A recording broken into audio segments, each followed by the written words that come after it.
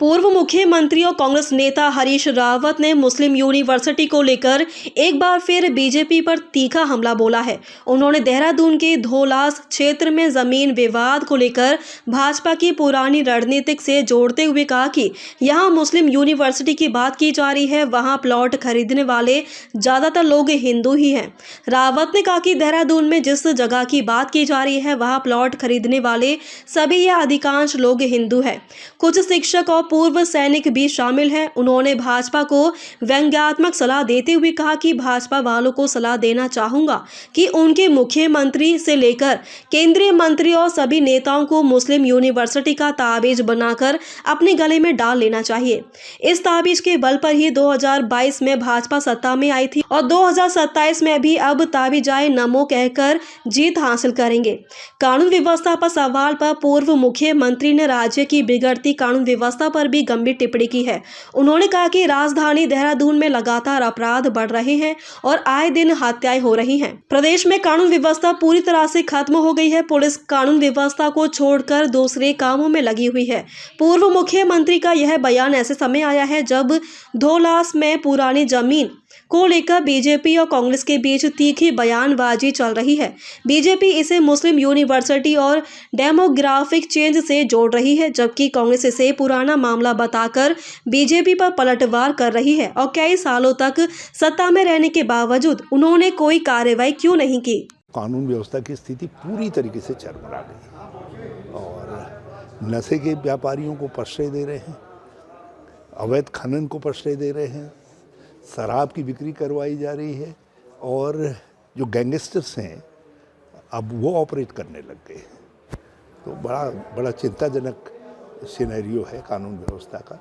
और उसका सबसे बड़ा कारण ये है कि पुलिस को आपने पुलिस के काम के बजाय कुछ दूसरे कामों पर लगा दिया है और इसलिए पुलिस के ईमानदार अधिकारियों का मनोबल गिर रहा है और जो बेईमान लोग हैं, जो सत्ता की गुलामी करने में लगे हुए हैं, उनके पास मॉरल अथॉरिटी नहीं है, उनकी बात का असर नहीं पड़ रहा है और वो कहीं न कहीं कंप्रोमाइज़ कर रहे हैं जो लोग इस तरीके के गलत काम करने वाले लोग हैं।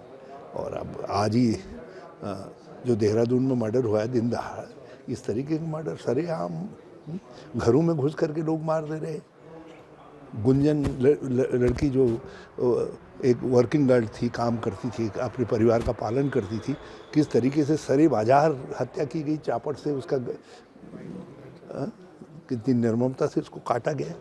तो ये स्थितियां जो है बहुत चिंताजनक है। इसके अलावा विधानसभा और जो मेरी जानकारी में आया है करीब 250 लोगों के जिन्होंने प्लॉट खरीदे हैं और प्लॉट खरीदने वाले प्राय सभी लोग हिंदू हैं।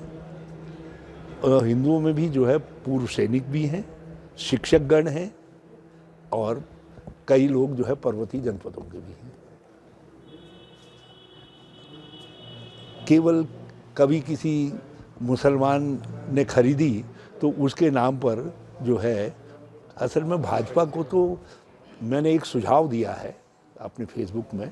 मैंने कहा भाई तुम जो है ताबीज़ बनवा लो मुस्लिम यूनिवर्सिटी का और जितने भाजपाई नेतागण हो उस ताबीज़ को अपने गले में डालो और उसको सुबह शाम प्रणाम किया करो, क्योंकि इसी ताबीज़ के बल पर तुम 2022 में सत्ता में आए और अब 2027 के लिए भी इस ताबीज़ाए नमो कहो। तो उसमें तो एनपी तिवारी का भी नाम ले रहे थे, वो सरकार उस टाइम कांग्रेस की थी। एक बात बताओ,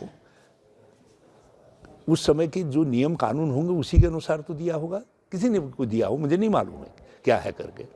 और फिर मैंने तो उनको, ये तो भाजपा वाले तो प्रचार कर रहे थे, तो जब तिवारी जी से गुलदस्ता दिलवाए उन्होंने उनको अमित शाह जी को, तो सारी भाजपा को प्रचार करने में लगी थी ना, दुष्प्रचार करने में लगी थी कि नारायण जी तो बीजेपी करके है।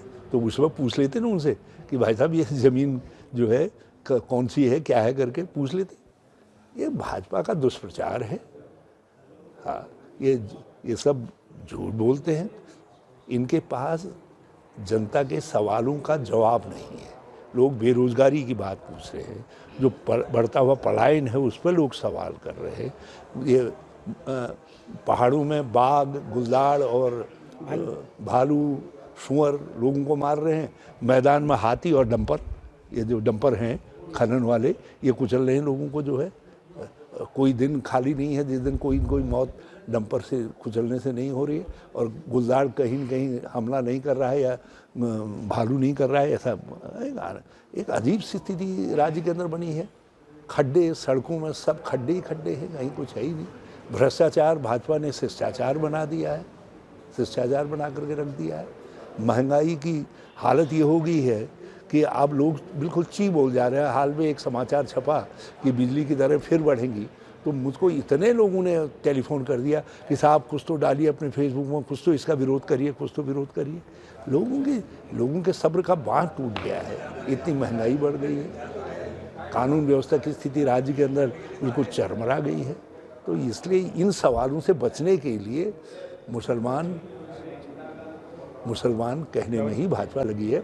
अब जितनी बार ये मुसलमान भाइयों का नाम ले रहे हैं, इतनी बार अपने माँ बाप का नाम लेते तो इनकी 7 पीढ़ियाँ तर जाती।